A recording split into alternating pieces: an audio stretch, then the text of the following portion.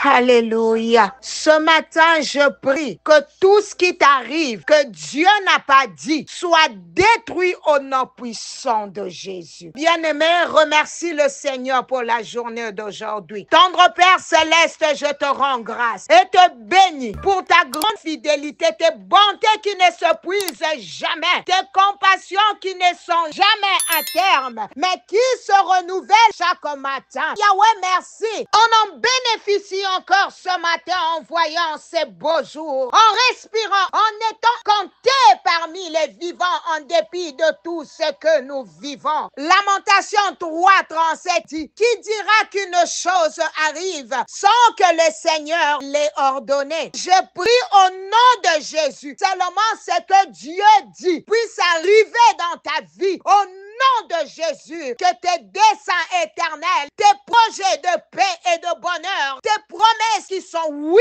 et amen, se réalisent dans la vie de mon frère, dans la vie de ma sœur, dans tous les domaines de sa vie, dans sa famille, ses projets, son travail, dans tout ce qu'il fait au nom puissant de Jésus. Ce matin, je me tiens contre tout ce que tu vis, tout ce qui t'arrive, qui est contraire à la parole de Dieu, contraire à sa volonté pour ta vie, au nom puissant de Jésus. Sur base de cette parole, j'ai détruit tout ce que Dieu n'a pas dit sur ta vie, mais que tu vis. Au nom puissant de Jésus, tout ce que le diable, les démons, les sorciers, les magiciens, les occultistes, les méchants, les ennemis de ta vie ont dit ou ordonné contre toi, et même tout ce qui a déjà de l'effet dans ta vie, en cet instant, je libère la parole de Dieu qui ne retourne jamais à Dieu sans exécuter ses desseins, sans avoir accompli sa volonté, et je détruis tout cela au nom de Jésus. Ce que Dieu a dit pour ta vie arrive au nom puissant de Jésus. Bien-aimé, aujourd'hui, c'est le 3e point. Nous allons parler de la volonté spécifique de Dieu. C'est que Dieu attend de toi personnellement. C'est qu'on appelle la destinée. Là où la volonté souveraine est globale et la volonté morale est universelle, la volonté spécifique est personnalisée. Elle concerne ton chemin unique, ton ministère, tes choix, ton appel, ta mission. Jérémie 1:5. Avant que j'étais formé dans le ventre de ta mère, je te connaissais et je t'avais consacré, je t'avais établi prophète des nations. Ce verset est une bombe spirituelle. Cela signifie que tu n'es pas un hasard, tu n'es pas une erreur de parcours, tu n'es pas là par accident, tu ne m'écoutes pas ce matin par accident. Il y a un rôle précis que Dieu t'a assigné. Ce rôle, personne d'autre ne peut le remplir à ta place. Ce rôle ne se choisit pas. Ce n'est pas toi qui choisis ton appel. C'est Dieu qui l'a défini avant même ta naissance dans Éphésiens 1:1. Paul, apôtre de Jésus-Christ, par la volonté de Dieu. Il ne s'est pas autoproclamé apôtre. Il a été désigné par Dieu. De la même manière, tu ne deviens pas prophète parce que tu aimes des prophètes. Tu ne deviens pas pasteur parce que tu es ému pendant un culte. Le ministère, ce n'est pas une passion, c'est un mandat. C'est la volonté spécifique de Dieu pour toi. Cela ne concerne pas que le ministère, même ton métier, ton conjoint, la ville où tu vis, la communauté dans laquelle tu dois t'enraciner. Tout cela doit découler de la volonté spécifique de Dieu pour ta vie. Prenons l'exemple de Rebecca, une destinée dirigée par Dieu. Genèse 24. Le serviteur d'Abraham ne cherchait pas une femme belle uniquement. Il cherchait la femme de la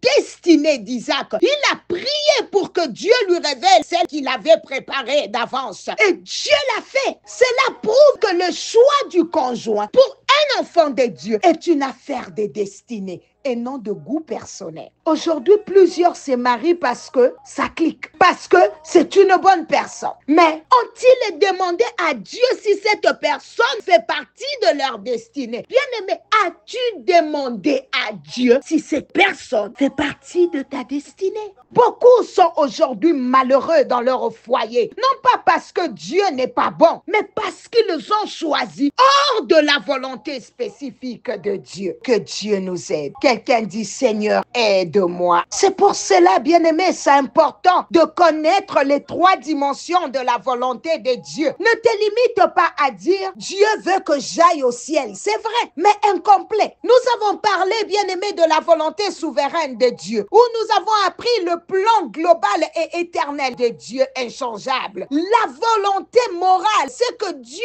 attend de ton comportement immédiat. Et aujourd'hui, nous parlons de la volonté spécifique, ton appel, ta mission, tes choix personnels, individuels. Et peut-être après-demain, nous parlerons de la volonté permissive de Dieu. Si tu veux vivre pleinement la vie que Dieu a prévue pour toi, tu dois chercher les 3 dimensions jusque-là. Et nous allons ajouter une 4e. Il y a des personnes qui connaissent leur appel, mais vivent dans l'impureté. D'autres vivent dans la sainteté, mais ignorent leur mission. D'autres encore connaissent leur appel, vivent dans la sainteté, mais sont totalement hors du plan global de Dieu. Ces déséquilibres créent des vies chrétiennes frustrées et incomplètes. Que faut-il faire? Cherche Dieu dans la prière. Médite sa parole. Sois sensible à la voix du Saint-Esprit. Entoure-toi de mentors spirituels solides. Car connaître la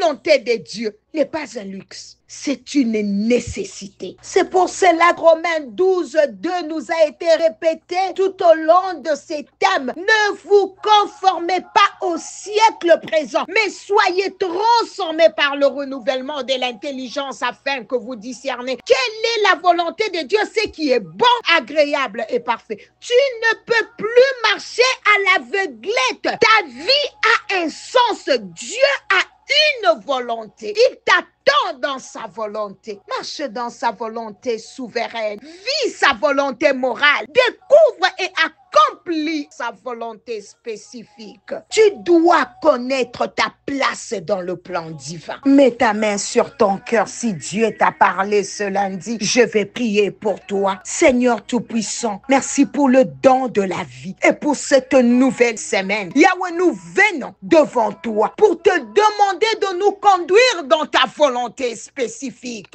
Éclaire nos choix. Dirige nos pas, Seigneur. Ferme les portes qui ne viennent pas de toi au nom de Jésus. Fais-nous discerner clairement ce que tu attends de nous, ô Père, afin que nous marchions dans l'obéissance et la paix. Seigneur, nous remettons nos vies entre tes mains. Au nom puissant de Jésus. Bien-aimés, aujourd'hui, lundi, nous venons de parler de la volonté spécifique de Dieu. Tout au long de cette semaine, nous allons clôturer avec le thème central, la volonté de Dieu. Je prie que cette nouvelle semaine soit pour toi une semaine de grâce, de paix et d'accomplissement dans la parfaite volonté du Seigneur. Je déclare la bénédiction de Dieu sur ta vie, sur tes projets et sur ta famille. Que la lumière éclaire ton chemin et que sa main puissante t'accompagne dans tout ce que tu entreprendras. Bonne et heureuse semaine dans la joie et la victoire avec Jésus-Christ, notre Seigneur et notre Sauveur. C'était bien l'humble servante de l'Éternel, Maman Nathalie Lukula. À demain par la grâce de Dieu.